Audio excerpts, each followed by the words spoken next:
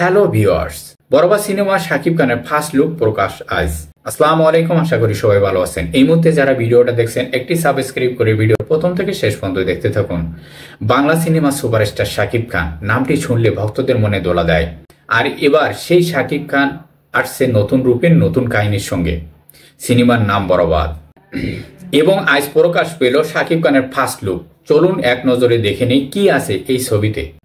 এবছরের অন্যতম প্রতীক্ষিত সিনেমা। পরিচালনায় রয়েছেন বিখ্যাত নির্মাতা মেহেদী হাসান হৃদয়।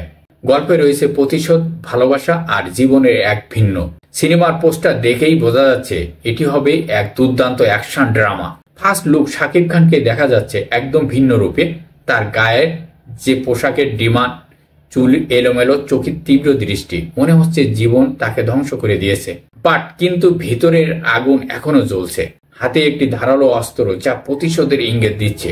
এই লোক যেন বলছে বরবাদ হতে পারে সবকিছু শেষ। এটি একটি সাধারণ মানুষের অসাধারণ হয়ে ওঠার কাহিনী। শাকিব খান এখানে এক অন্যায়ের শিকার।